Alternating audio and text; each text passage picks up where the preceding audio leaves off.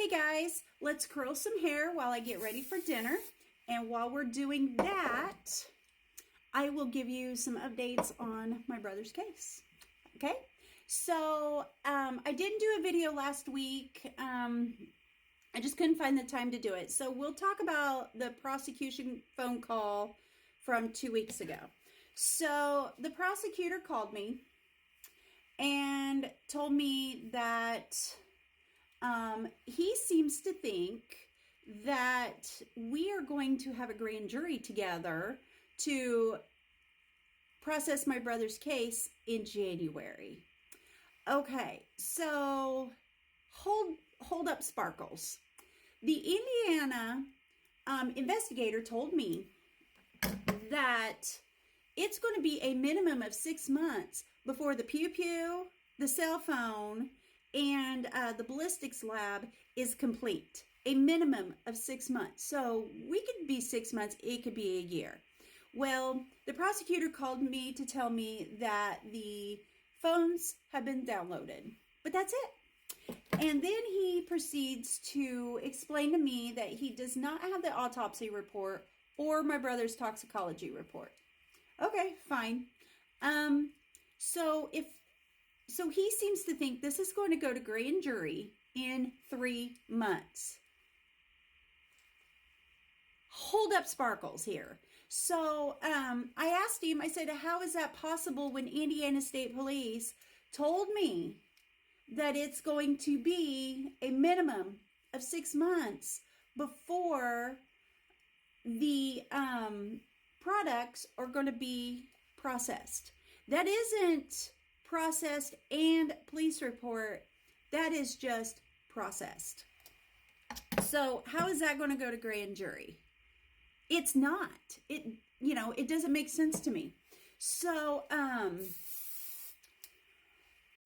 he explained to me that he doesn't understand why Indiana State Police told me that. And I said, well, I don't know why they told me that either. And I don't understand how he seems to think that this is going to go to grand jury in 3 months. So he told me a couple weeks ago that this has to go to court. If there's enough evidence to prosecute him, he'll be charged. If they find the evidence wishy-washy, it could possibly go to grand jury. If the grand jury feels that there's enough evidence to charge, then they'll charge. If not, it goes on to a trial. And he's trying to tell me that then he told me it would be a possible year before we can even look at a trial with all these ifs in front of it. If. So now that we have cell phones downloaded, still no autopsy, still no toxicology report, but yet it's going to go to grand jury in 3 months. That doesn't make sense, especially when Indiana State Police is saying, no, it's not. So I'm not sure why he's telling me this. I don't know if he's just trying to, blow smoke up my rear end, or if this guy really doesn't know what he's doing, or if he's just got faith in something that I can't see. But anyway, so I talked to him yesterday because I sent him a text message stating that the toxicology report is finished. It's been finished for a couple weeks because that's what my mother told me.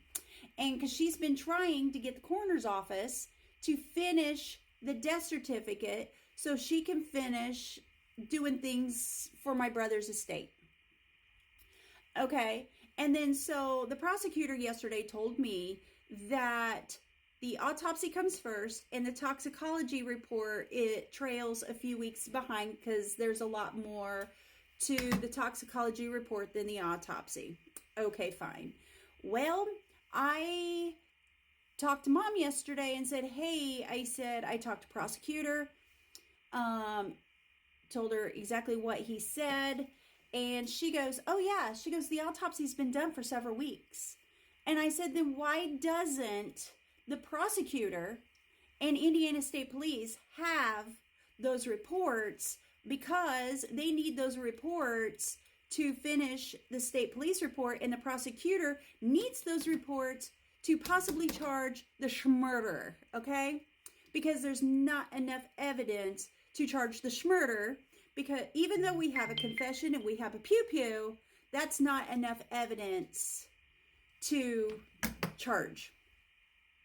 So now the prosecutor talked to Mom today, and then he texted me saying that he is waiting for the coroner to sign off on the stuff, and he's going to give Mom that toxicology report so she can get the death certificate, and then he's going to get the other reports to prosecution so they could push this through.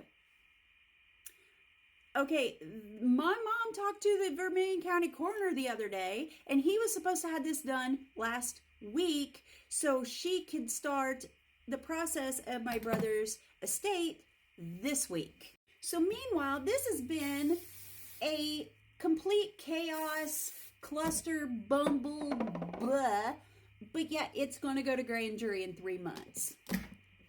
Really, we couldn't even get the toxicology report to the appropriate people in a timely manner. But the prosecutor's excuse was, well, the coroner is also a medical doctor, has a medical clinic, and he's a very busy man. Well, you know what? Aren't we all? He was voted in his corner. He has a job. I don't care what the excuse is. He has a job. He needs to do the job, and he's wasting taxpayers' money, right? So